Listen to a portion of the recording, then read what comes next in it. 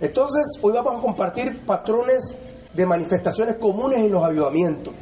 Le explico este título. Queremos un avivamiento, avivando la llama del fuego del Espíritu Santo. Entonces, pues yo estoy seguro que esperábamos una prédica ya que dijera 3 puntos para tener un avivamiento: orar, andar en santidad, ponerse calzoncillos de lino, cosas así. Yo sé que esperábamos, ¿no? No tener temor, tener valentía, salir a las calles, y todo eso es bueno y es verdad.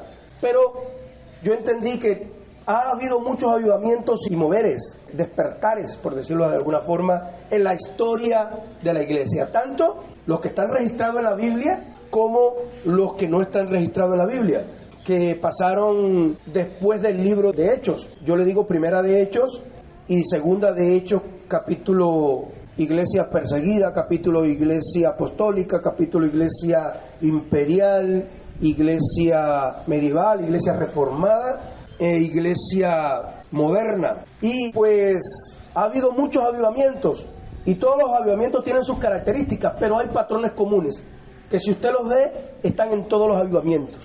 Entonces entendí que si nosotros estábamos atentos a todos esos patrones, nosotros también podríamos movernos en un avivamiento, dejarnos llevar en un avivamiento de Dios, inmiscuirnos, fluir en un avivamiento de Dios. Por eso, patrones comunes, manifestaciones comunes que han pasado en todos los avivamientos.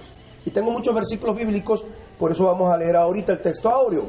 Pero mientras le voy a dar una idea. ¿Qué es para nosotros un avivamiento? ¿Qué es un avivamiento para usted? Yo fui evangelista por muchos años, usted lo sabe, algunas personas acá saben, que toda mi vida antes de llegar a este pueblo fui evangelista. Mi trabajo era ir de iglesia en iglesia predicando. Estuve en varios países, Guatemala, Colombia, Ecuador, Perú, Venezuela y así. En toda Cuba estuve predicando, en más de 20 departamentos de Colombia estuve predicando. Era mi trabajo, era evangelista. Y por muchos años la primera idea que me venía a mí en la cabeza cuando hablábamos de un avivamiento era que hubiera milagros, era que hubiera sanidades, manifestaciones espirituales de todo tipo, gente en el suelo, temblando bajo experiencias bonitas, poderosas, que me gustaban mucho cuando yo era evangelista. ¿Por qué? Yo pensaba, bueno, cuando hay bastantes milagros, es una gran realidad, cuando hay milagros, cuando hay sanidades, cuando hay experiencias espirituales, eso atrae más personas y poco a poco vienen más personas y vienen las multitudes. Cada campaña que yo daba en Cuba la veía como una proposición de avivamiento para Dios. Yo lo veía como si estuviéramos proponiéndole un avivamiento para Dios. Decíamos, en cualquier momento, una de estas campañas, decíamos allá, revienta, explota, y empiezan a venir personas y a sanarse un ciego, y a levantarse un muerto, y empiezan a venir personas y la ciudad se involucra, y el mundo se involucra, y esa era la idea. De verdad, tal vez éramos ingenuos, pero sí, la verdad, la idea era que en cada campaña estuviera la oportunidad, la posibilidad de comenzar un avivamiento. Era como si provocáramos a Dios para ver si Él quería seguir, para ver si Él nos daba un avivamiento, para ver si Él quería respaldar con más y más milagros hasta que ocurriera algo más grande. Entonces, algo más grande que lo que habíamos visto hasta ese momento en ese lugar, y a eso le llamábamos nosotros un avivamiento. Por lo menos en Cuba, si dábamos una campaña y había milagros, luego venían más personas, porque allá no se podía hacer perifoneo, allá no se podía poner cuñas de radio ni de televisión, no había recursos para hacer algo así. Yo no lo sabía, pero yo me convertí en Cuba en medio de un avivamiento. Para mí fue duro, difícil adaptarme al modelo o al sistema de otros lugares, de otras iglesias, porque yo creía que debía ser así como cuando yo nací en esa iglesia en Cuba. Era un avivamiento y yo no lo sabía. Era normal que en una noche se convirtieran 80 personas. Milagros, sanidades, personas en el suelo, de todo tipo de manifestaciones. Eso fue entre los años, que yo entendiera, entre los años 1985 y 1997. En esa época, de unas poquitas iglesias que había en Cuba, pasaron a un montón de iglesias y denominaciones. Recuerdo que dijo un líder, un directivo del gobierno comunista, uno de los altos líderes del gobierno comunista dijo: cuando en Cuba las pocas iglesias que quedan, las 4 viejitas que quedan en esas iglesias se mueran, vamos a utilizar esos locales para vender verduras. Y ese líder comunista murió de un cáncer fulminante y hoy Cuba está lleno de iglesias. Hoy Cuba está lleno de iglesias. Y pasó en esa época. un montón de iglesias, un montón de denominaciones, un montón de personas. ¿Y por qué acabó el avivamiento? Creo yo, mi opinión, desde mi percepción, el avivamiento fue disminuyendo cuando los predicadores cubanos se metieron a compartir la teología de la prosperidad. Hubo un amigo nuestro evangelista que decía: yo no predico si no sea fe y milagros y sanidades. Decía, y prosperidad. Decía, yo predico es prosperidad y fe. A él le gustaba mucho la confesión positiva, demás y demás. Y entró todo eso de la teología de la prosperidad, la sanidad interior, la de los temperamentos, que es anticientífica, y otras mentiras altielocuentes importadas para impresionar, que no tienen doctrina o son de doctrinas equivocadas, pero a la gente les atrae, a la gente les anima, parece algo espectacular. Y eso fue acabando el avivamiento, en mi opinión. ¿Qué es para usted un avivamiento? Bueno, ¿qué herramienta teníamos en Cuba para un avivamiento? Oración y ayuno. Y lo que le decíamos, bueno, oración y ayuno, y a eso le decíamos guerra espiritual. Hoy tengo otro concepto de la guerra espiritual. En algún momento voy a compartir sobre este concepto de la guerra espiritual. Y le adelanto, la guerra espiritual no se hace con Rambo, saca la bazuca y va a la chivaña, echaba rara, nada más se causa la manga corta y vete fuera, escúpelo, bótalo, vomítalo. No se hace la guerra espiritual así, sino la guerra espiritual se hace con obediencia. Cuando una persona es obediente, no se cumplen en él las maldiciones de Deuteronomio 28, obediente a la ley moral de Dios. Entonces, esa es la verdadera guerra espiritual. Pero bueno, nosotros le decíamos al ayuno y oración guerra espiritual. Y orábamos básicamente para que estuviera buena la campaña, para que hubiera bastantes convertidos, para que hubiera muchas personas, para que hubiera milagros y vinieran muchas personas. Eso era para nosotros una campaña, la preparación de una campaña evangelística. Tratar de vivir en santidad, pensábamos nosotros, porque era lógico. Si vivíamos en santidad, pues por lo menos la campaña iba a estar mejor. Pero yo creo un poco que en nuestra ignorancia sobre la gracia lo hacíamos en nuestra fuerza. No conocía mucho de la gracia. No me enseñaron mucho mis líderes, no sabían lo suficiente. No sé si todavía conocen suficiente de la gracia, porque el mundo cristiano perdió la doctrina básica por estarse metiendo en cuentos y fábulas de viejas, como dice la Biblia. Entonces, ahora entiendo que, por ejemplo, el ayuno que hacíamos nosotros para que la campaña estuviera buena, 3 días de ayuno, 5 días de ayuno, y sí, la campaña ocurrían muchos milagros, pero hoy yo entiendo que el ayuno es un ejercicio espiritual relacionado directamente con el arrepentimiento, asociado directamente con el arrepentimiento, como nos lo enseña el día de expiación, la fiesta del día de expiación. Si no lo hacemos en esa tónica, puede que esté un poquito mejor la campaña, el culto, los milagros, pero solo estamos pasando hambre, lo cual es saludable, pero es solo pasar hambre desde el punto de vista espiritual. El ayuno, de la única forma que tiene sentido, es cuando entendemos que es a través del arrepentimiento, como ocurre en la fiesta del día de expiación. Es el sentido bíblico según Levítico 23. Y cuando yo entiendo esto, me arrepiento en medio de un ayuno, Dios me perdona y Dios puede obrar mejor a través de mí.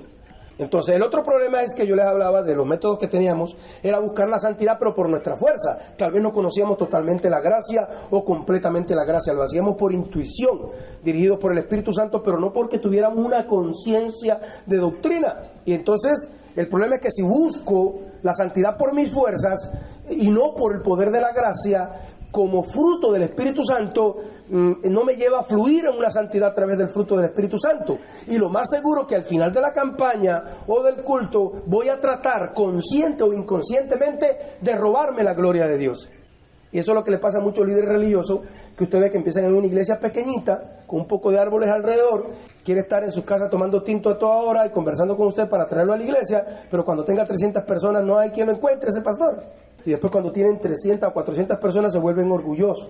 Entonces, eso es lo que quiero decir. Cuando una persona busca la santidad por su fuerza, no está en la gracia, no fluye el poder de Dios como fruto del Espíritu Santo, no fluye la santidad como el poder de Dios, no fluye en el amor y el agradecimiento. Por lo tanto, al final de la campaña, consciente o inconscientemente, puede tratar de robarse la gloria de Dios, sobre todo si se vuelve famoso ese evangelista, y usted lo ha visto mucho en los evangelistas televisivos. Y llega a esa persona a incurrir en legalismo religioso. Legalismo religioso, por eso es que podemos ver a grandes líderes religiosos con el ego por las nubes. Y aquí quiero hacer un paréntesis. Cuando yo hablé de legalismo religioso, pastor muy bueno, con un buen corazón, pero obviamente nos está faltando doctrina, él decía que no había que ser religioso, que Dios no había hecho una religión, sino una relación, y que no había que ser religioso y que no había que ser religioso, demás y demás. Y ya yo tenía esto apuntado. No lo hice para ser odioso con el pastor, sino porque ya yo lo traía anotado, porque hablé de legalismo religioso. Y es que la gente cree que es malo ser religioso. No es malo ser religioso. La palabra religión viene de la etimología de la palabra en griego religare, que quiere decir reunir, amarrar, atar. Quiere decir que una persona religiosa es alguien que se ata, es una persona que se ata, que se amarra con hábitos a Dios. Entonces no hay nada malo en ser religioso. Lo que pasa es que llevamos más de 50 años, 60 años siendo engañados por la televisión y por las películas de Hollywood, por las películas norteamericanas. En casi todas las películas norteamericanas, el villano, el más malo, si lo quieren poner que es bien malo y bien malvado, le ponen un toque religioso. En casi todas las películas. Thanos, en los Avengers. Mire las películas antiguas. Casi siempre el malvado, el malo, el asesino en serie era religioso. Muy religioso. Y no hay nada malo en ser religioso. No hay nada malo en que yo ande con una camisa manga larga y corbata. No hay nada malo en que las hermanas se pongan unos vestidos. Además es hermoso. Vestidos que tapen sus partes, que sean decorosos o sin escote o sin tantos peinados ostentosos y joyas estrafalarias. No hay nada malo en que la persona traiga una Biblia debajo del brazo. No hay nada malo en ser religioso. Yo les dije, lo malo es ser legalista religioso. Y al no entender el concepto, el mundo evangélico, al haber perdido el concepto de legalismo religioso, ellos asimilan que es malo ser religioso. No hay nada malo de ser religioso. No me hace más santo traer una camisa manga larga y una corbata y una Biblia debajo del brazo todo el tiempo, ni tampoco me hace más humilde andar con unos pantalones rotos, con unos jeans rotos, todo despelucado así como ando yo hoy. No me hace más humilde. Es hipocresía de todos modos. Si yo veo a un gran pastor, famoso, líder de denominaciones, predicando en camiseta y mostrando, diciendo hay que cambiar todo para ganar a este país para Cristo, y cree que es más humilde porque anda en camiseta, no conoce el concepto de legalismo religioso y cree que lo malo es ser religioso. No hay nada malo en ser religioso, lo malo es el legalismo religioso. De la religión a la santidad hay solo un paso, ¿sí? Solo un paso, y es que Dios lo haga, sea Dios el que nos haga devotos a Él desde adentro para afuera en la gracia. Bueno, cuando salí de Cuba, para nosotros eran esas las campañas evangelísticas, eso era una campaña evangelística. Pero cuando salí de Cuba, como dice la canción, cuando yo salí de Cuba y al pasar el tiempo vi que una campaña evangelística se fue convirtiendo más bien en una actividad o un evento de la iglesia. En una actividad de la iglesia o algo así, se paga por el perifoneo. Mire lo que tiene que hacer un pastor, un líder religioso, hasta un cura. He visto perifoneos por la ciudad, que el milagro, que María Auxiliadora, que el milagro, demás y demás. Se paga el perifoneo por las calles, se paga la cuña radial o televisiva, se calcula el costo del sonido, se calcula el costo del evangelista. Mientras más famoso, es más costoso el evangelista. Yo una vez fui a Guatemala a predicar y estaba en una reunión de pastores pensando en qué evangelista invitar, y no invitaban a su evangelista más famoso de allí de Guatemala porque pedía $10,000 para ir a predicar. No quiero decir nombres para no ser odioso. Entonces, mientras más famoso el evangelista, mejor va a ser la actividad, porque así garantiza la asistencia. Pero si es un cantante ex famoso, mejor, porque un cantante ex famoso atrae más personas. Yo tuve una campaña en un pueblo de Cundinamarca, donde en la misma campaña, era una campaña de 3 días. El primer día iba a predicar yo, el cubano, perifonearon por toda la ciudad que el evangelista Fernando Fernández de Cuba, la gente, ¿quién es ese? Iba a predicar. Al otro día Raúl Santi, el de la música para planchar, ex famoso, y al otro día yo de nuevo. Bueno, el primer día fueron como 120 personas, 130, 150. El segundo día fueron 900, 1200 personas, y el tercer día volvieron a ir como 100 personas. Yo dije, yo lo que tengo es que aprender a cantar, man. Porque mientras más famoso sea la persona, si traemos aquí a Silvestre de Dangond, a Shakira convertida al evangelio, Raúl Santi no cantó canciones cristianas, él cantaba las canciones que la gente conocía, y entre canción y canción, entonces hablaba de Cristo. Pero eso estaba lleno el local, Pero eso no es una campaña evangelística, eso no es un avivamiento, eso es una actividad. Qué bueno que se pudo hablar de Dios, pero es lo que yo quiero hacer llamar, si es un evangelista, si es un predicador, un pastor que fue famoso, un humorista, mejor todavía, porque, y si es para los jóvenes, hermanos, y si es para los jóvenes es mejor con luces, es mejor con humo, o traer varias bandas musicales al estilo metalero. No estoy criticando ahora, discúlpeme, no estoy criticando, usted sabe que es así. Estoy dando mi percepción de lo que es hoy para las iglesias una campaña evangelística y un posible avivamiento. Entonces yo veo que hoy, más que todo, una campaña evangelística o un avivamiento se relaciona con una actividad y depende en gran manera de la economía de la iglesia. Si es una iglesia grande, de las iglesias, mega iglesias, tiene ofrendas para invitar a un cantante famoso a nivel internacional o a un predicador famoso, entonces va a tener mejor asistencia, demás y demás. Lo que pasa es que, hermano, definir claramente qué es un avivamiento puede ser una tarea bien difícil. ¿Por qué es difícil definir lo que es un avivamiento? Empezando porque el término no está en las Escrituras. Usted puede buscar en toda la Biblia a ver si aparece la palabra avivamiento y va a encontrar que no aparece la palabra avivamiento. Entonces, como no aparece, y además tampoco podemos saber claramente los motivos que producen un avivamiento, cómo lo podemos provocar, qué lo produce, por qué puede ser que yo esté preparando los mejores mensajes en estos años que pasaron y vengan poquitas personas, pero más adelante me canse de predicar buenos mensajes y venga y hable lo que me venga a la mente y entonces se aparezcan aquí 300, 500 personas. En Cuba he visto a varios pastores reconocidos de decir, en nuestro país hubo un avivamiento en tal época y de repente se fue y nada que hacer, se fue y no pasó más nada. Vino un avivamiento donde menos lo esperábamos y después se fue. Entonces no sabemos bien cómo se produce, cómo se desarrollan sus efectos, pero podemos hacernos una idea de lo que significa un avivamiento porque existen muchos ejemplos bíblicos y muchos ejemplos históricos.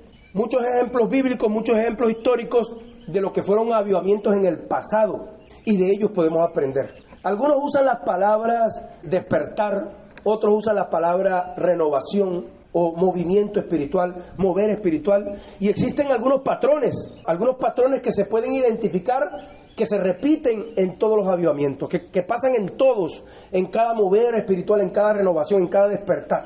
Dijo J.L. Packer en un ensayo sobre el tema: el avivamiento consiste en que Dios toca las mentes y los corazones de una manera arrebatadora, devastadora y exaltadora, para atraerlos, es decir, para atraer a la gente hacia sí, obrando desde adentro hacia afuera y no desde afuera hacia adentro.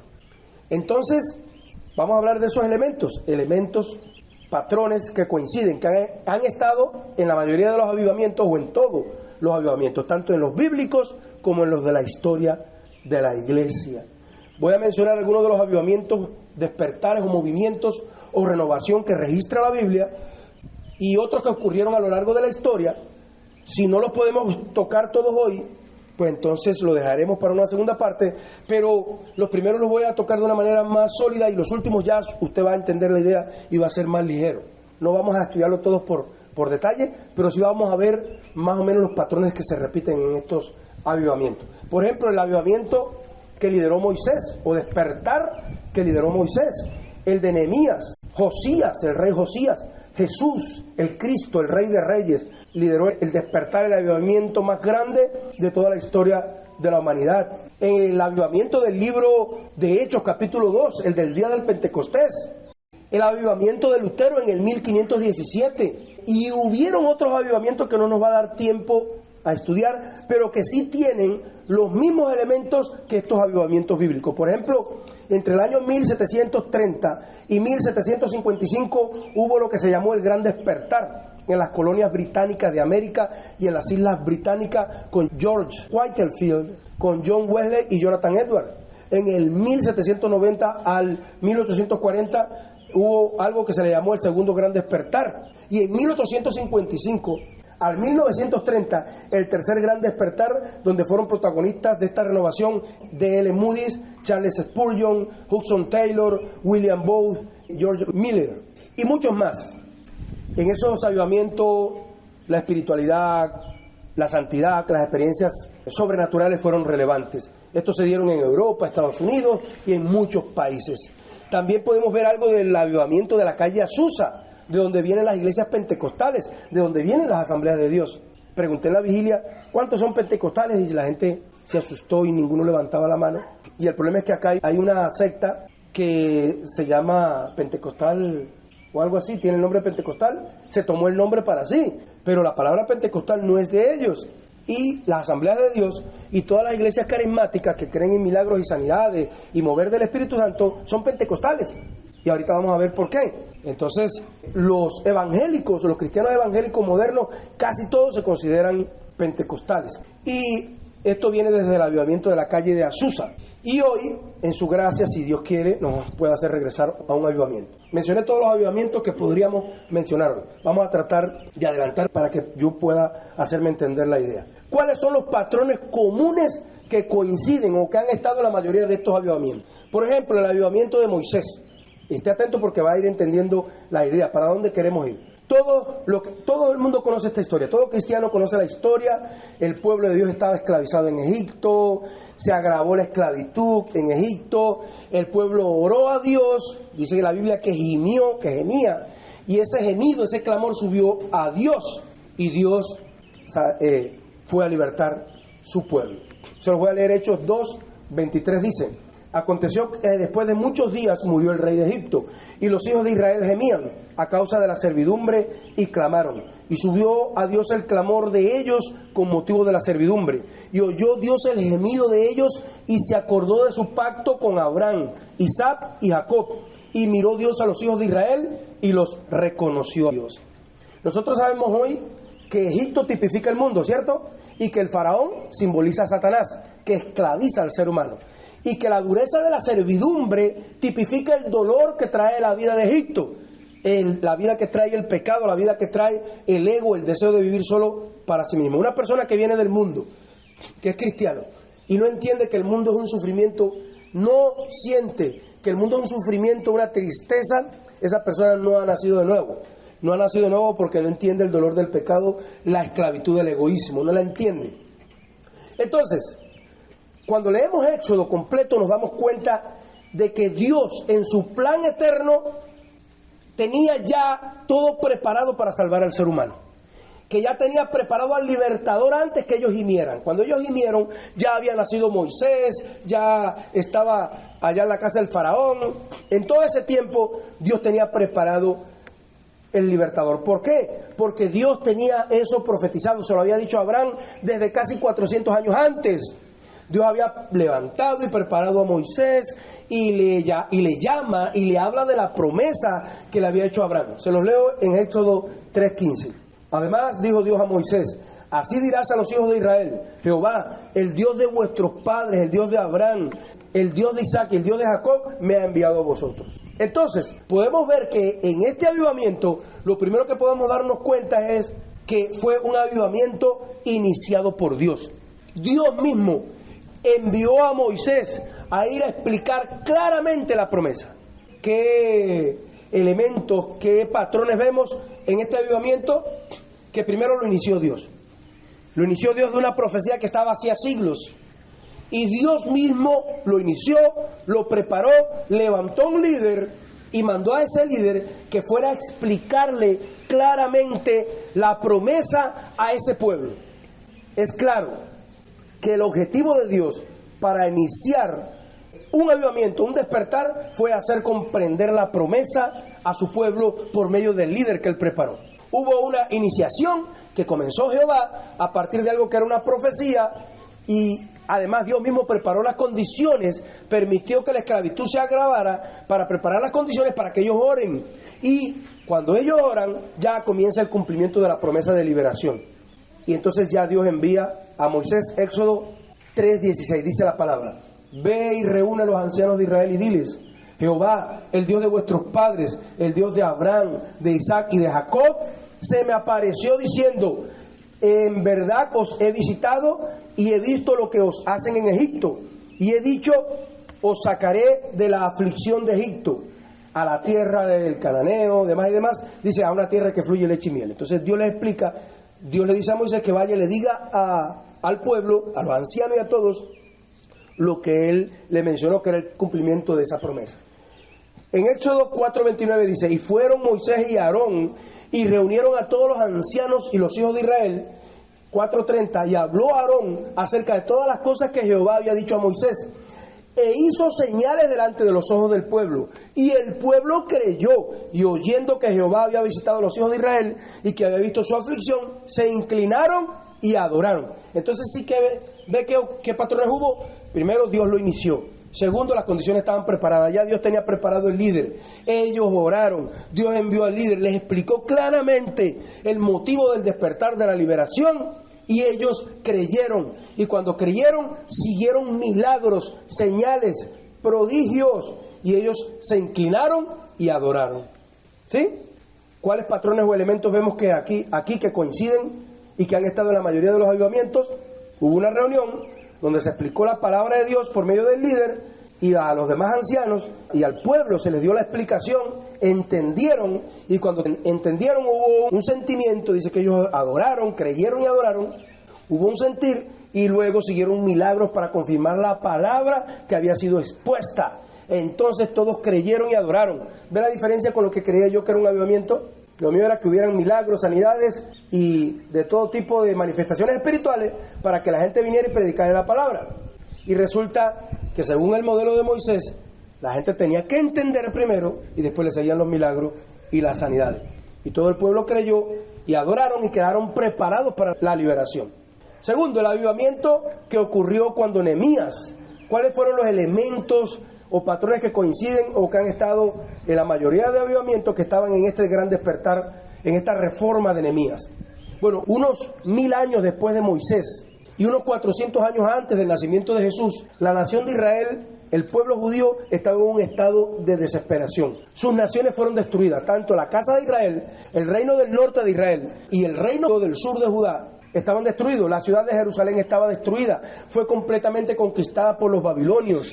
Y lo que fue el hermoso templo, alguna vez el glorioso templo de Salomón, fue destruido. Después que los babilonios conquistaron a Jerusalén, deportaron a casi todos de la ciudad y la región. Estuvieron deportados en Babilonia por 70 años aproximadamente.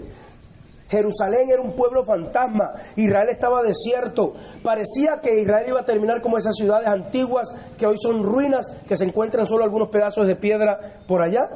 Bueno, después de 70 años en la cautividad, se les dio la oportunidad de regresar a su tierra, a la tierra prometida. ¿Cómo ocurrió esto?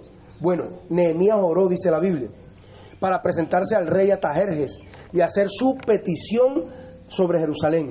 En Nehemías 1, del 4 al 11, usted puede leer y relata que Nehemías, al enterarse de la situación de Jerusalén, ayunó, lloró y oró durante varios días, y en su oración confesó el pecado del pueblo, pidió a Dios que lo ayudara a encontrar el favor ante el rey para poder reconstruir las murallas de Jerusalén. Después de esta oración, Nehemías se presentó al rey y el rey le dio el permiso, le concedió la solicitud para ir a reconstruir la ciudad. Bueno, después de la oración de Nehemías, el rey le da permiso para reconstruir las murallas de la ciudad, y de los 2 o 3 millones de judíos deportados, solo unos 50,000 regresaron a la tierra prometida. En los días de Esdras reconstruyeron el templo y establecieron el fundamento espiritual. Nehemías llega a Jerusalén, comienza la construcción, se enfrentan a oposiciones internas y externas, los desafíos de la construcción, la muralla, la construyen en un tiempo récord, y en los días de Esdras reconstruyeron el templo. Pero, ¿qué pasó? ¿Cómo sucedió esto aquí? Una vez completada la reconstrucción, Nehemías lidera una serie de reformas espirituales y sociales en Jerusalén. Y esto incluye la enseñanza y la lectura de la Torá, la enseñanza y la lectura de la ley de Moisés. En Nehemías 8 el pueblo se reúne para escuchar la lectura de la ley. Es un momento de gran importancia espiritual, donde Esdras, el escriba, lee ante el pueblo, delante del pueblo, la Torá, la palabra, la ley, y los líderes se la explican al pueblo y aplican esa ley. Y el pueblo responde con arrepentimiento y oración. Cuando el pueblo escucha la ley, se conmueve profundamente y lloran al comprender el significado, lloran al comprender cuánto se habían alejado de la palabra de Dios. Era un momento de arrepentimiento, de renovación para el pueblo judío. Se los voy a leer con solo 2 o 3 versículos, no todos. En el libro de Nehemías capítulo 8, versículos del 1 al 12, tenemos parte de este relato y se los voy a leer. Nehemías 8:1. Y se juntó todo el pueblo como un solo hombre, unidad, en la plaza que está delante de las puertas de las aguas. Y dijeron a Esdras, el escriba, que trajese el libro de la ley de Moisés, el cual Jehová había dado a Israel. Nehemías 8:8. Y leían el libro de la ley de Dios claramente. ¿Cómo dice que leían el libro de Dios, de la ley de Dios? Claramente. Dice, y ponían el sentido de modo que todos entendiesen la lectura. Nehemías 8:9. Y Nehemías el gobernador y el sacerdote Esdras y los escribas y los levitas hacían entender al pueblo. Le dijeron a todo el pueblo, día santo es a Jehová, no os entristezcáis. ¿Qué quiere decir? Que cuando oyeron la lectura de la palabra, les dio tristeza, se compungieron al entender cuán alejados estaban de la verdadera palabra de Dios. Dice, no os entristezcáis ni lloréis, porque todo el pueblo lloraba oyendo la palabra de la ley. Nehemías 8:11. Y los levitas pues hacían callar al pueblo diciendo, callad, porque es día santo, no os entristezcáis. El 12, y todo el pueblo fue a comer, a beber y a obsequiar porciones y a gozar de gran alegría, porque habían entendido la palabra que se les había enseñado. ¿Qué trajo el entendimiento de la palabra? Llanto, lágrimas y después gozo y alegría. ¿No es lo que esperan las personas en una campaña evangelística? Que caigan las personas riéndose o llorando. Pues eso puede venir, pero debería venir por la comprensión profunda de la ley de Dios. ¿Cuánto nos hemos alejado de la palabra de Dios? ¿Cuáles elementos o patrones vemos aquí que coinciden con la mayoría de avivamientos y con el avivamiento de Moisés? Bueno, hubo una iniciación que comenzó Jehová a partir de algo que era una profecía. Ya Dios había dicho que iban a estar en el exilio y que los iba a traer de nuevo, y ya era el cumplimiento de esa promesa. Hubo oración, hubo ayuno, hubo una exposición de la palabra clara, entendible, y los líderes del avivamiento explicaron la palabra de Dios hasta que el pueblo estuviera consciente, estuviera bien claro de lo que significaba la ley y cuántos se habían apartado de ella. Luego de eso vinieron los milagros, en este caso no sanidades y eso, pero sí el milagro del arrepentimiento, de que estaban compungidos, de que lloraron y se alegraron y se gozaron. El avivamiento de Josías, ya este es el último avivamiento largo que les voy a traer, los otros son más corticos. El avivamiento de Josías. La reforma de Josías fue un intento de purificar la religión de Judá. Purificar la religión de Judá, es decir, restablecer, purificar el culto al único Dios, Jehová, y a su templo en Jerusalén. Josías vino a reinar después de una serie de reyes malos que llevaron a Israel a la idolatría. Su abuelo Manases y su padre. Y Josías, con solo 8 años, fue elegido rey. Y siendo bien aconsejado, qué importante que usted se haga aconsejar bien, siendo bien aconsejado, comenzó una serie de reformas religiosas, incluida la eliminación y la destrucción de los sacerdotes y altares paganos, la reorganización del sacerdote del templo de Jerusalén. También llevó a cabo una serie de campañas para eliminar la idolatría en el reino de Judá. Durante la restauración del templo se encontró el libro. Josías mandó a restaurar el templo y se encontró el libro de la ley, se cree que Deuteronomio, que enfatizaba el monoteísmo y la obediencia a Dios. Y el libro de Moisés, se encontró el libro de Moisés en el templo y se lee delante de todo el pueblo. Se lo leen a Josías y se lee delante de todo el pueblo. Cuando Josías escucha la palabra del libro, se llena de temor y humildad, busca la orientación de Dios. El pueblo renueva su compromiso y promete obedecer la ley. Le voy a leer unos versículos muy poquitos que nos muestran esto. Segunda de Crónicas 34:26 dice: mas el rey de Judá, que os ha enviado a consultar a Jehová, así le diréis: Jehová, el Dios de Israel, ha dicho así, por cuanto oíste las palabras del libro.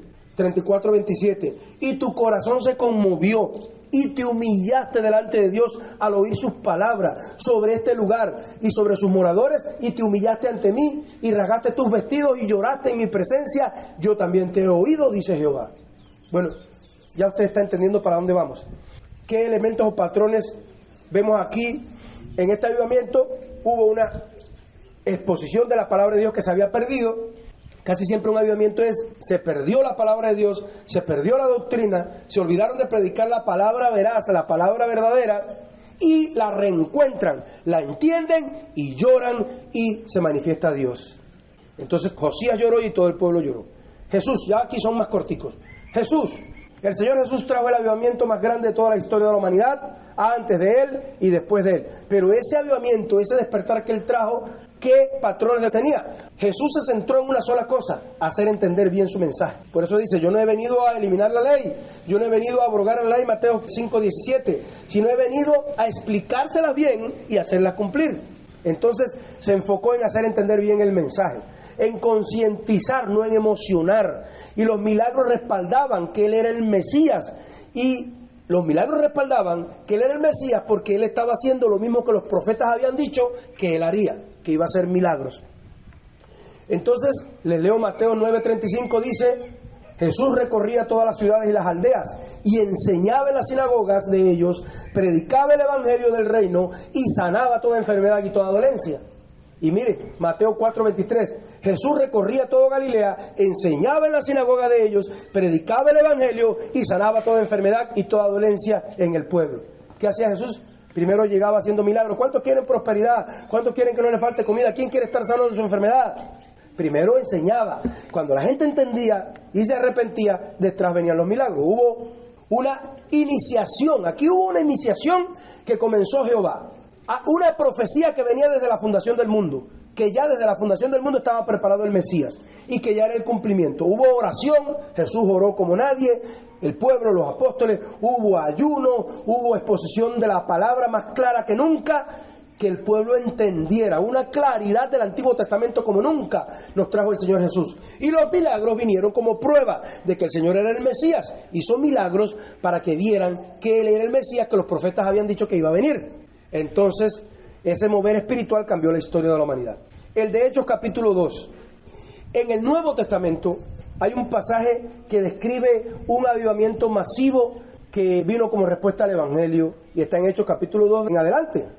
Este pasaje registra el discurso de Pedro en el día de Pentecostés. ¿En el día de qué? De Pentecostés. La gente cree, la mayoría de las personas cree, es mi percepción, que la mayoría de los cristianos cree que somos pentecostales o que este Pentecostés se llama así porque vino el Espíritu Santo. Y no, vino el Espíritu Santo porque era el día de Pentecostés. Ahora lo vamos a ver.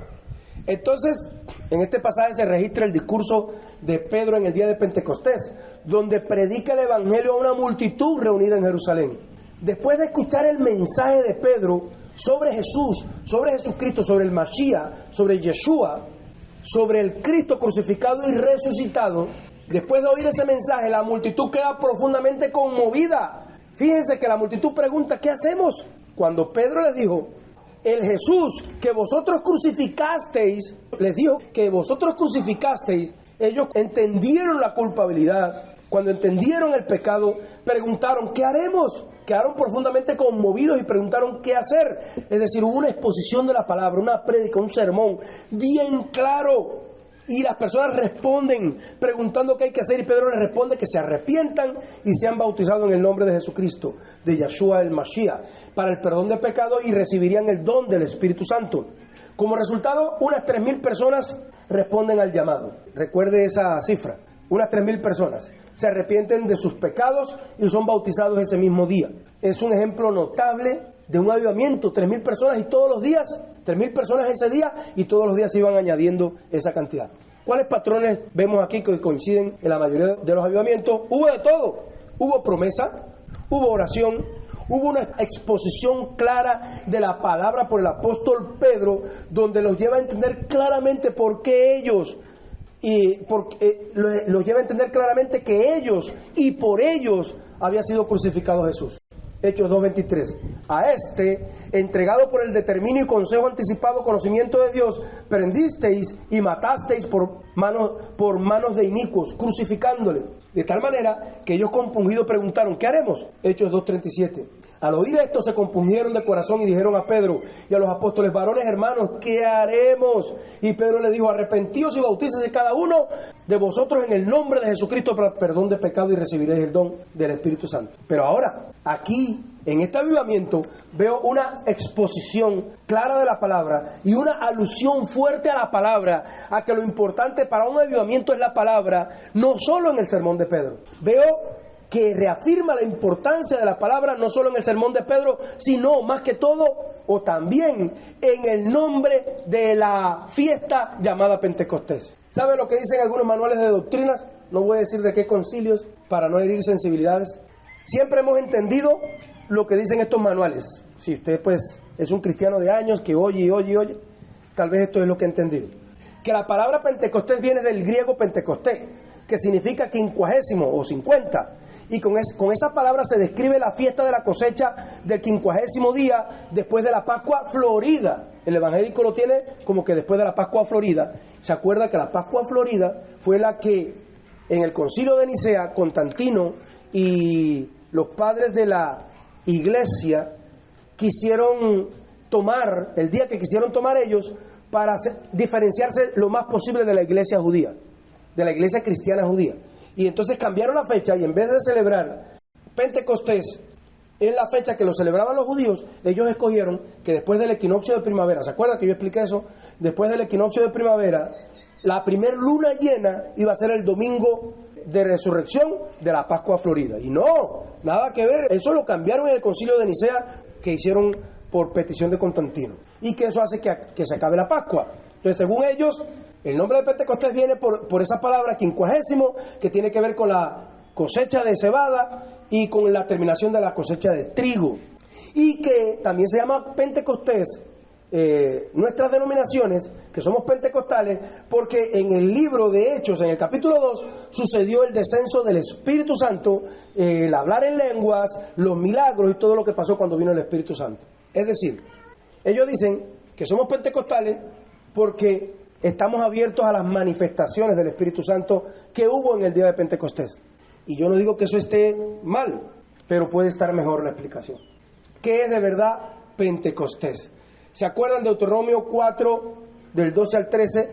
Dice allí que en el Pentecostés Dios les habló de en medio del fuego y ustedes estaban oyendo el sonido de las palabras, pero no estaban viendo una forma, solo un sonido.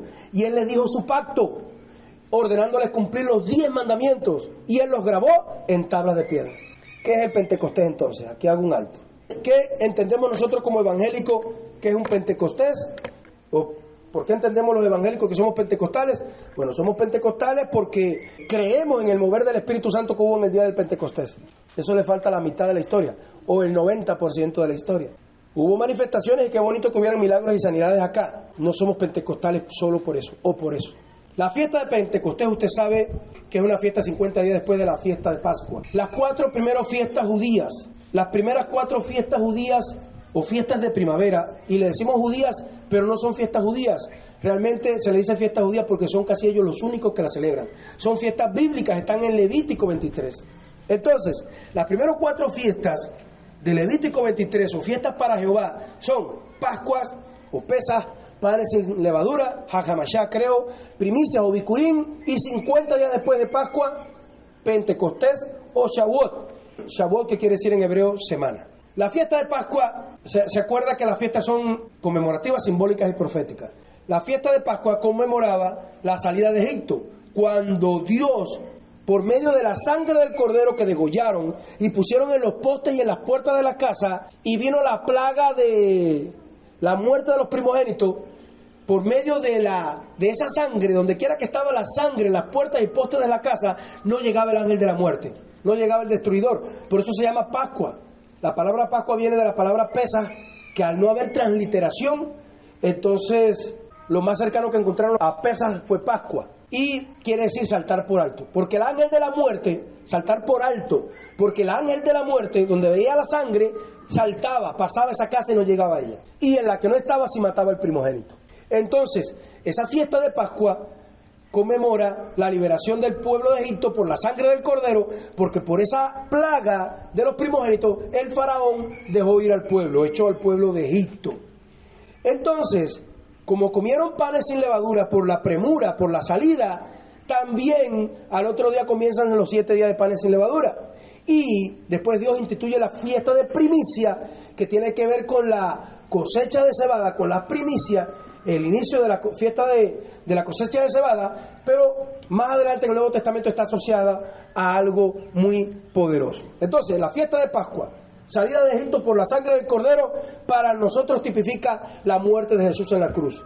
¿Qué le dijo Juan el Bautista a Jesús cuando lo vio? He ahí el Cordero de Dios que quita el pecado del mundo. Jesús, como Cordero de Dios, murió por nuestros pecados, y donde pasa Satanás, por donde pasa el ángel de la muerte y ve la sangre del Cordero, no llega a esa vida, no llega a esa familia, no llega a ese cristiano. Jesús es puesto en la tumba.